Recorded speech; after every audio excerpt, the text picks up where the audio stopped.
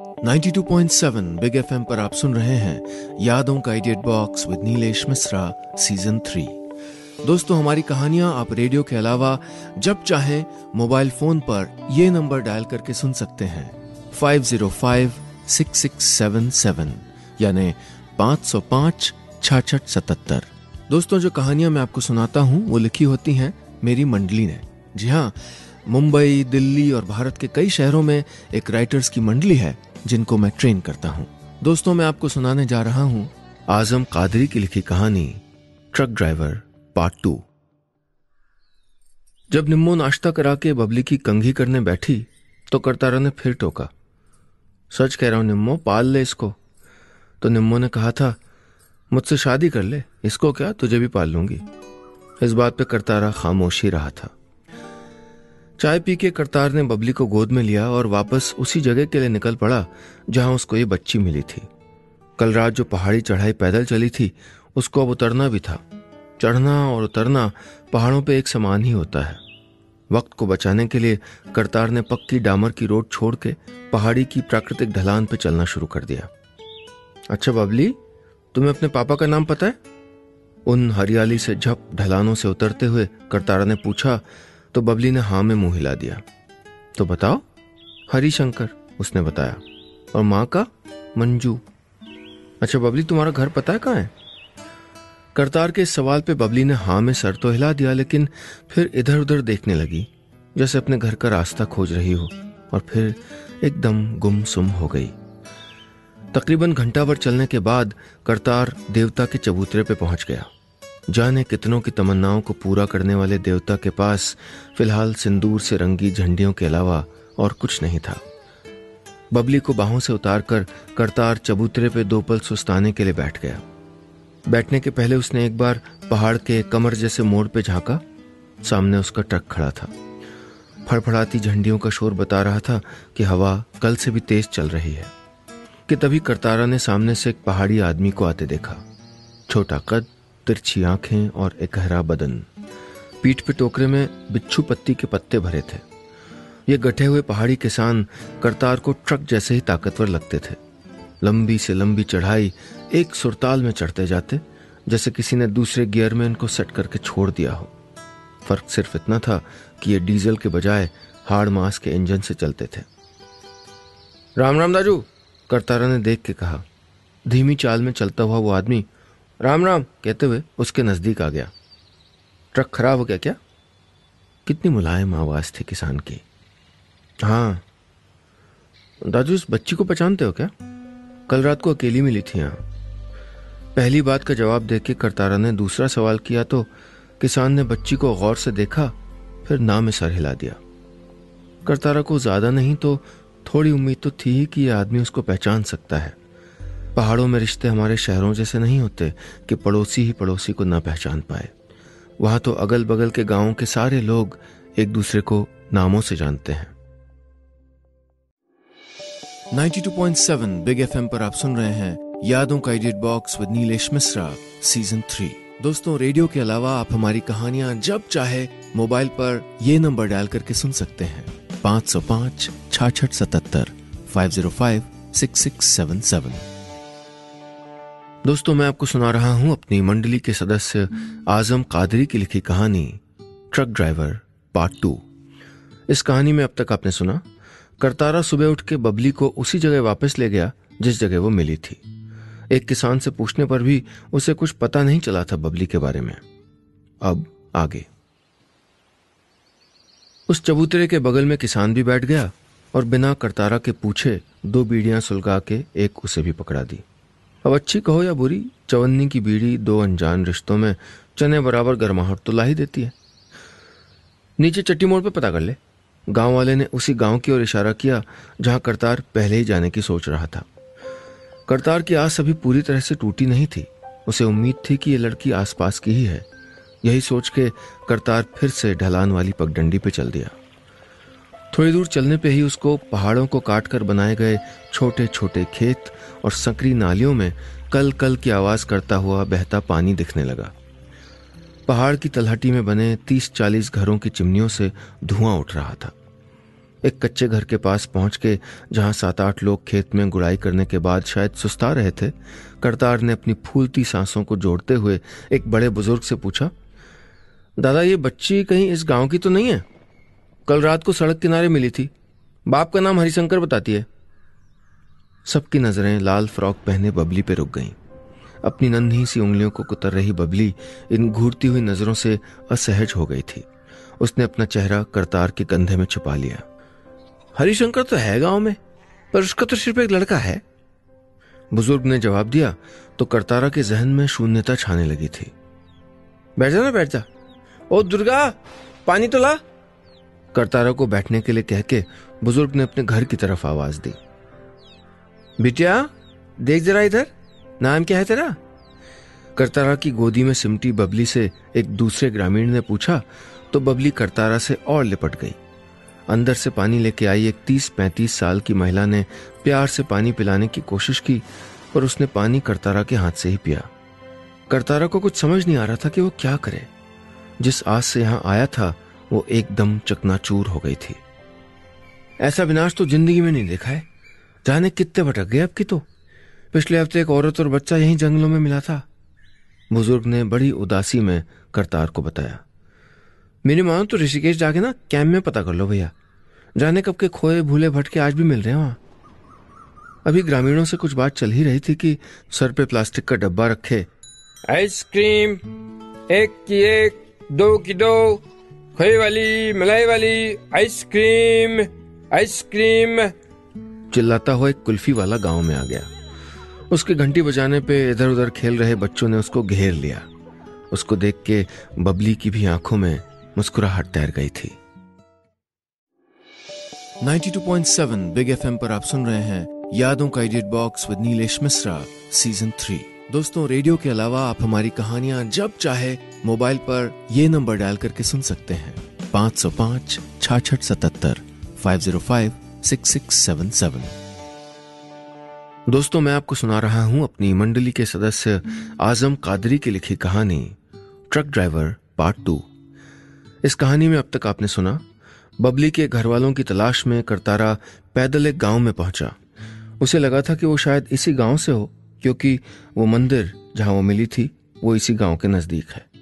लेकिन यहां भी उसका कोई जानने वाला नहीं निकला। अब आगे। आइसक्रीम वाला प्लास्टिक के डब्बे से बच्चों को आइसक्रीम देने लगा। बबली ने आधी मुस्कान और आधी हिचकी के साथ उस तरफ इशारा करके करतारा से धीरे से कहा, कुल्फी। कुल्फी चाहिए? कहते हुए करतारा ने जेब से चिल्लर निकाली और बबली को 1 रुपया पकड़ा दिया। अपनी हथेली में रुपया छुपा के बबली छोटे कदमों से कुल्फी वाले के पास चली गई। आने वाले कल से अनजान बबली आइसक्रीम चूसती, फ्रॉक पे टपकाती और बच्चों को देख के मुस्कुराती रही, और करतार उसे देख के आने वाले दिनों का गणित लगाता रहा। अभी बबली कुल्फी खाने में मस्त थी कि तेज चलती हवाओं ने और तेजी पकड़ ली। सुबह से घुमड़ रहे बादल जल्द ही एक हो गए। जब जोर की बिजली कड़की तो बबली डर के भागती हुई करतारा के पैरों से लिपट गई। एकदम ऐसे अंधेरा सा हो गया था जैसे ढलती शाम हो। सच कहते हैं कि पहाड़ों पे मौसम का कोई पता नहीं चलता। दूसरे बच्चे रिमझिम होते पानी में शोर मचा के खेलने लगे, लेकिन बबली ने करतारा को इतनी जोर से थाम लिया कि अपनी जांघ पे पिघलती आइसक्रीम की खासी ठंडक महसूस कर सकता था वो। पानी जब ज्यादा तेज हो गया तो बैठे लोग बाग अपने अपने घरों की ओर भाग लिए, और बुजुर्ग अपने कच्चे घर के बरामदे में जाते हुए करतारा से बोला, काली बदली है, जल्दी नहीं थमने वाली है। बबली को गोद में उठाकर करतार बरामदे में चला गया। छोटी छोटी चट्टानों के टुकड़े से बना छप्पर इधर उधर से टपकने लगा था। बबली की आइसक्रीम झड़ के नीचे गिर गई थी। उसके हाथ में सिर्फ बांस की छोटी सी लकड़ी बची थी, जिसको उसने बहुत जोर से थामे रखा था, जैसे उस पे दोबारा कुल्फी जम जाने की उम्मीद हो। थोड़ी देर में बुजुर्ग बैठने के लिए 2 छोटे खटोले ले आया। बारिश काफी देर तक होती रही। जब भी बिजली कड़कती तो बबली करतारा को बहुत जोर से थाम लेती। शायद बीते दिनों केदार घाटी के आसपास जो कुछ घटा था बहुत करीब से देखा था बबली ने, वरना बाहर उसी की उम्र के बच्चे बारिश में नहा नहा के मजे कर रहे थे, और बबली ने उनको देखना तो दूर, शोर को सुना भी नहीं था। वो तो अपनी आंखें बंद किए करतार से किसी बंदर के बच्चे की तरह चिपकी रही। बारिश की झड़ी में बुजुर्ग के कहने पे गृहिणी चाय बना लाई। काफी देर के बाद जब बारिश थोड़ा शांत हुई तो रोशनी पहले से ज्यादा चमक लेके लौटी थी। घर की औरतें फिर से अपने कामों में लग गईं, जैसे बारिश से उनकी रोज की आंख में चोली हो। बरामदे के कोने में बने चूल्हे को गृहिणी ने सुलगाया और कोई पहाड़ी गीत गुनगुनाते हुए आटा गूंदने लगी। न जाने क्या हुआ, उसको देख के बबली सुबकने लगी। मम्मी के पास, मम्मी के पास। छोटे छोटे शब्द उसके होठों से फूटने लगे। करतारा उसको चुप कराता इससे पहले उसका मोबाइल बज उठा। भाई सब ठीक तो है? कल रात कोई माल लाने वाले थे, क्या हुआ? सेठ की कर्कश आवाज थी। अरे सेठ जी, वो कल रात को दोनों टायर पंचर हो गए थे, सो रुकना पड़ा। शाम तक पहुंचता हूं। बात करते हुए करतारा ने उस घर के बुजुर्ग से विदा ली और बबली को गोद में वापस उठा के पगडंडी पकड़ ली। 92.7 बिग एफएम पर आप सुन रहे हैं यादों का edit box with Nilesh Mishra season 3। दोस्तों, रेडियो के अलावा आप हमारी कहानियां जब चाहे मोबाइल पर ये नंबर डायल करके सुन सकते हैं 505 6677 505 6677। दोस्तों, मैं आपको सुना रहा हूं अपनी मंडली के सदस्य आजम कादरी की लिखी कहानी ट्रक ड्राइवर पार्ट 2। इस कहानी में अब तक आपने सुना, खोई हुई बबली के रिश्तेदारों की तलाश में निकले करतारा को पास के गांव में भी कोई सुराग नहीं मिला था। बारिश में काफी देर फंसे रहने के बाद आखिरकार वो वापस हो लिया, क्योंकि उसको ट्रक में लदा सामान भी पहुंचाना था। अब आगे।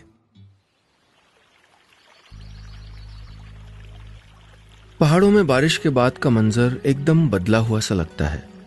जरा जरा सी ढलानों पे झरने उगाते हैं, जैसे कहीं छिपे बैठे हों।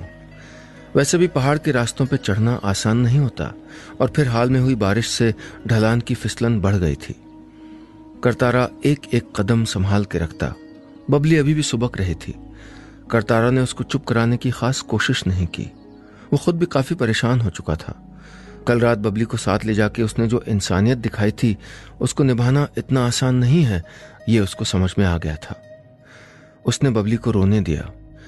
रोने के बाद आदमी खुद ही शांत हो जाता है, बल्कि करतारा के दिमाग में माल टाइम पे पहुंचाने की उलझन बढ़ने लगी थी।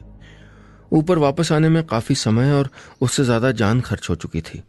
उसने देखा कि उसके ट्रक का क्लीनर चींटा ट्रक के टायर बदल रहा था।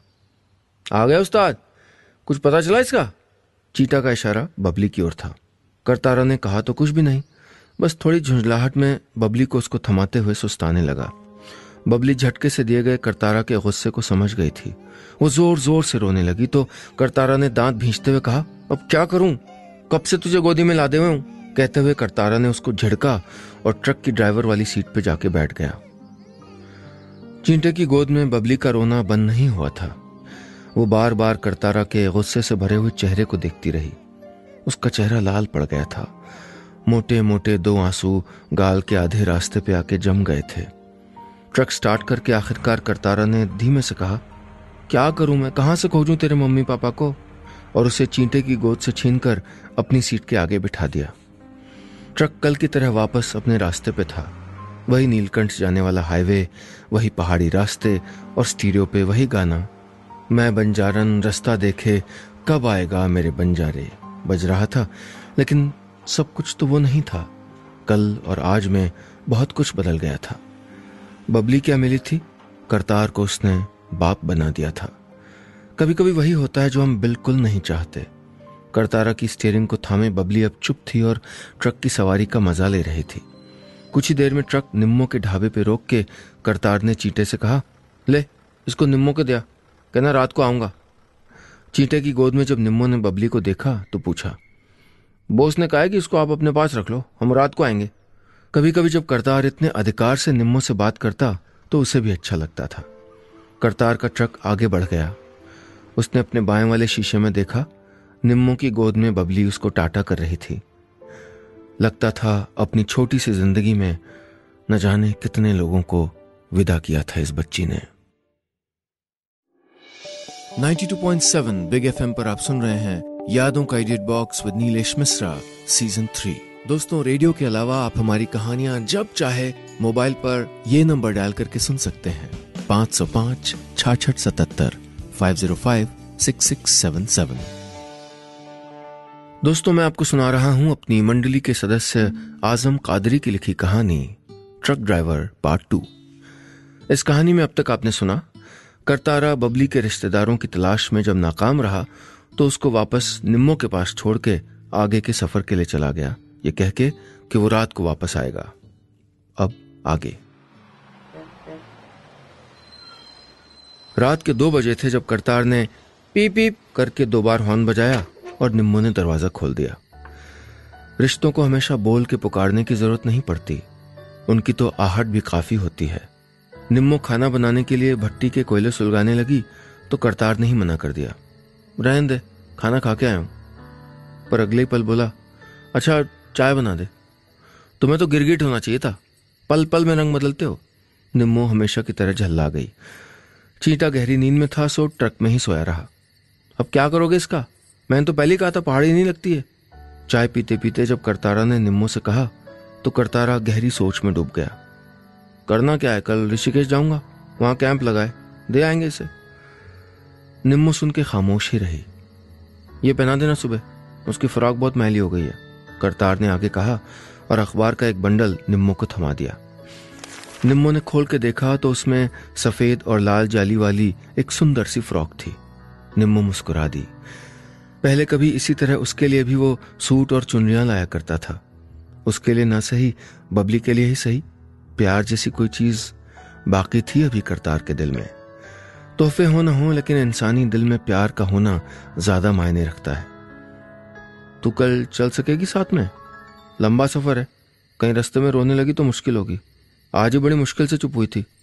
करतार ने निम्मो का हाथ थाम लिया। निम्मो कुछ बोली नहीं, चुपचाप चांद की रोशनी में उसका मुरझाया हुआ चेहरा देखती रही। देर रात तक करतार को नींद नहीं आई। वो अपने बचपन की यादों में खो गया था। तब जब एक बार वो मेले में खो गया था और कितना रोया था। 2 घंटे बाद जब अम्मा मिली थी तो कितनी देर उनके सीने से लिपटा रोता रहा था। फिर बबली तो न जाने कितने दिनों से अपनी मां की बाहों की गर्माहट के लिए तड़प रही होगी। उसने पहली बार बड़ी शिद्दत से बबली के लिए दुआ मांगी। सुबह आंख खुली तो निम्मो बबली की कंघी कर रही थी। बबली की नई फ्रॉक थोड़ी बड़ी थी लेकिन अच्छी लग रही थी। उसकी पसंद इतनी बुरी भी नहीं है जैसे निम्मो हमेशा कहती है। करतार और चींटे को चाय नाश्ता कराने के बाद निम्मो भी कपड़े बदल के आ गई। आज उसने भी वही सूट पहना था जो करतार उसके लिए बहुत पहले पटियाला से लाया था। उसे छोड़ने जा रहा हूं, तुझे नहीं, करतार ने निम्मो को छेड़ते हुए कहा। मुझे तूने पकड़ा ही कहाँ है करतार जो छोड़ेगा। निम्मो अपने मन की चुभती हुई बात कह के ट्रक की बगल वाली सीट पे बबली को लेके बैठ गई। बबली ने करतार की दाढ़ी की तरफ हाथ बढ़ा के आज फिर धीरे से कहा, भालू पापा। करतार मुस्कुरा दिया और मन में प्रार्थना की, भगवान इसको इसके भालू पापा से मिला देना। पीछे बैठा चींटा बबली से खेलने लगा। आगे भी जाने न तू, पीछे भी जाने न तू, जो भी है बस यही एक पल है। ये गाना बजाता हुआ ट्रक छलांगे मारता पहाड़ी की ढलान उतरने लगा। बस वो एक पल ही था जो निम्मो ने करतार से बिना मांगे मांगा था। जो पल मांग के मिले उसका फिर कोई मोल नहीं रह जाता। बबली को छोड़ने के बहाने ही सही, आज करतारा उसको अपने साथ कहीं ले तो जा रहा था। 92.7 बिग एफएम पर आप सुन रहे हैं यादों का edit box with Nilesh Mishra season 3। दोस्तों, रेडियो के अलावा आप हमारी कहानियां जब चाहे मोबाइल पर ये नंबर डायल करके सुन सकते हैं, 505 66 77 505 6677। दोस्तों, मैं आपको सुना रहा हूं अपनी मंडली के सदस्य आजम कादरी की लिखी कहानी ट्रक ड्राइवर पार्ट 2। इस कहानी में अब तक आपने सुना, बबली का कोई न मिलने पर करतारा ने फैसला कर लिया था कि वो उसको कैंप में छोड़ आएगा। अपने ट्रक में सवार करतारा निम्मो को साथ लेके बबली को कैंप छोड़ने ऋषिकेश की ओर चला गया था। अब आगे। जब ट्रक राम झूले से पहले कलेक्ट्रेट के पास रुका, उस वक्त बबली निम्मो की बाहों में बेसुध सी सो रही थी। कलेक्टर ऑफिस के बगल में जो बाड़ा था वहां अभी भी कैंप लगा था। भीड़ ज्यादा तो नहीं थी। करतारा ने उतरकर चींटे से कहा, ओए बबली को लेकर नीचे आ जा, मैं जरा पता करता हूं। करतारा ने कैंप में देखा, दाईं तरफ की दीवार पे गुमशुदा लोगों के फोटो लगे थे और दूसरी दीवार पे उन लोगों के नाम जो लोग अब इस दुनिया में नहीं थे। एक 20 साल का लड़का अपनी माँ की पुरानी पड़ चुकी फोटो हटा के नई फोटो दीवार पे लगा रहा था। पूछने पे पता चला कि वो पूरे 2 महीने से यहाँ है, लेकिन उसकी माँ का कोई पता नहीं है। लोगों ने उनको मरा हुआ समझ लिया है, पर वो लड़का समझने को तैयार नहीं था। जी, एक बच्ची मिली थी मुझे मराल गांव से पहले, करतार ने सामने हेल्प लिखे एक काउंटर पे जाके बताया तो सामने बैठा आदमी तो कह के अपने पांव हिलाने लगा। लगता है लापता है, आसपास पता कर लिया है, किसी गांव की नहीं है। बच्ची कहाँ है? करतार की बात पे उसने फिर पूछा। करतार ने मुड़ के देखा तो निम्मो गोद में ऊँघती हुई बबली को लेके उसके पास ही आ रही थी। ये है बबली, नाम है जी, बाप का नाम हरिशंकर बताती है। अभी करतार अपनी बात पूरी कर भी नहीं पाया था कि डेस्क वाले कर्मचारी ने उसकी बात काटते हुए कहा, ठीक है, हम पूछ लेंगे। उधर कमरे में जाके इसकी फोटो खिंचवा लो और दीवार पे टांग दो। अंदर जाके करतार से और फिर बबली से एक महिला काफी कुछ पूछती रही। जब बबली चुप हो जाती तो करतारा का मुंह ताकने लगती और करतार कहता, बोलो बेटा बोलो, फिर ये तुमको मम्मी के पास ले जाएंगे। बबली जितना बोल सकती थी बोली। फिर महिला ने करतार से कहा, देखिए आप इसको फिलहाल बाल आश्रम में दे दीजिए, हम इसकी फोटो अखबार में निकलवा देंगे, कुछ पता चला तो आपको सूचित कर दिया जाएगा। उन्होंने बबली को भी उस दीवार पर चिपका दिया जहां उनकी तस्वीरें थीं जो लोग मिल गए थे, लेकिन उनका कोई नहीं मिला था। बबली को निम्मो की गोद से लेके करतार खुद मेन बाजार के उस पार बने टेम्पररी बाल आश्रम में चला गया। निम्मो नहीं गई थी। जिस वक्त बबली को उसने निम्मो की बाहों से लिया था, उस वक्त निम्मो की आंख से आंसू निकल आए थे। बबली ने कहा था, रोई रोई गंदी बात। उसे क्या पता था कि निम्मो क्यों रो रही है। आखिरकार 2 दिन उसने ही तो अपनी छाती से लगा के सुलाया था बबली को। भारी मन से करतारा ने मैडम की दी हुई चिट्ठी वहां के वार्डन को पकड़ा दी। वार्डन ने एक पल बबली को देखा, फिर दूसरे पल करतार को देख के बोली, इसके कोई कपड़े लगते हैं? करतार ने नाम में सर हिलाया। शीला, इस बच्ची को अंदर ले जाओ और देखो इसके नाप के कपड़े हो अगर। वार्डन के इतना बोलने पे शीला ने बबली को अपनी गोद में ले लिया। जब वो उसको अंदर ले जाने लगी तो बबली ने जोर जोर से रोते हुए कहा, बालू पापा। वो पल था कि करतार का दिल फटने लगा था। कमबख्त 2 दिन में कलेजा चीर दिया। बबली की आवाज उस बाल आश्रम के कॉरिडोर में धीमी होती जा रही थी। हल्के कदमों से करतार बाहर आया। निम्मो की आंख अभी भी नम थी। वो रो रही थी ना? निम्मो ने पूछा तो करतार अपने आप को संभाल नहीं सका। ये पहली बार था जब निम्मो ने करतार की आंखों में आंसू देखे थे।